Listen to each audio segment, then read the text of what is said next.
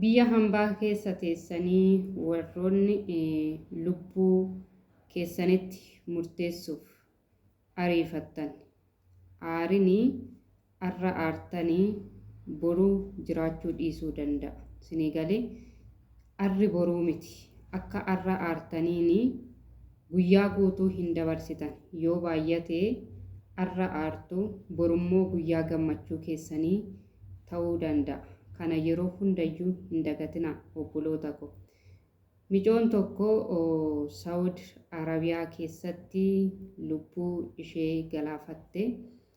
Akka jedhamaa jirutti of rarraastee jedhamaa jira kaayi. Sababbiin isaa immoo maalinni odeeffannoon tokko tokko akka ka'aa jirutti sababbiin isheen lubbuu isheetirratti murteessuu dandeessee fi sababa hiriyaa isheetiin wal lolte jedhameeti kan dubbatamaa jiru jechuudha.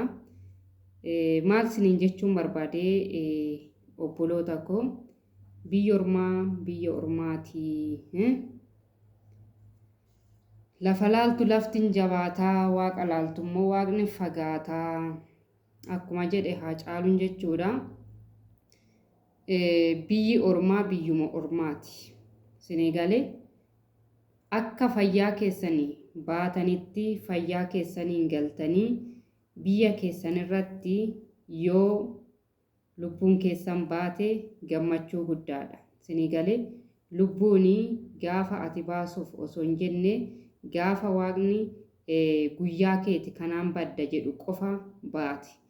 Kana wanna ta'eef isin immoo aarii keessa galtanii wanna hin taane keessa galtanii lubbuu keessanirratti hin murteessina. Keessattuu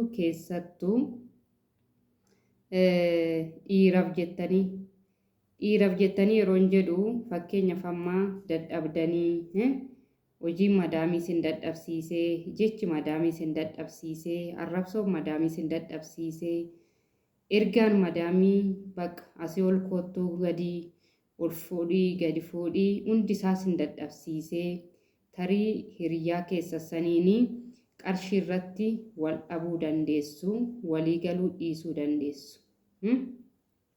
Kun hunduma bira wanna jirudha jechuudha. Garuu immoo lubbuu keessanirratti murteessuu maaltu fide?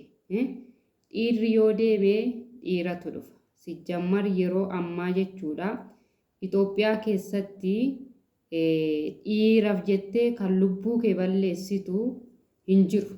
Sii galee situ jaalata wanna siddatii sanirratti gubattee wanna argiteef borummoo jireenya gaarii jiraadhaa laata jettee wanna ati itti rarraatuuf jaalala dhugaa wanna ati jaalattuuf sitti cimuu danda'a. Garuu immoo akkuma waliigalaatti dhiira Itoophiyaa gaafa laaltu lubbuu keetii miti duubumatti garagartee kan isaan ilaaltuufi miti jechuudha.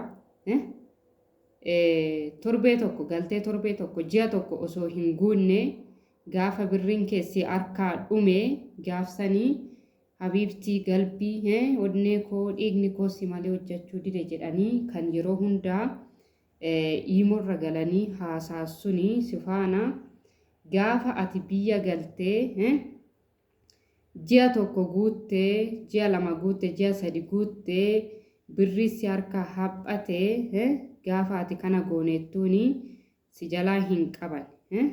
Gaafa ati kun akkana haa ta'uun jettu marii si faana hin taasisan. Sii galee yoo ati isaa faana mari'atte nadhiisitu dhufa. Sii galee maaliif jennaanii birriin ati dursi ergituuf sun hin jiru waan ta'eef. Birrii ati dursi ergituuf suni hin jiru waan ta'eef. Kanaaf jennaanii keessattuu hiriyaa kootina wal dhabee maalii kootina wal dhabee jettanii lubbuu keessan hin dabarsina. Lubbuun guyyaa waaqni baate yaa baatu maaltu sin muddamsiise? Guyyaa waaqni hin baati jedhee isheen iyyuu baatee deemti. Sinii galee garuu immoo hanga sanitti muddamtanii aarii keessa galtanii lubbuu keessan irratti hin murteessina. Adaraa isiniin jedha. Dhugaa Rabbi yeroo ammaa firri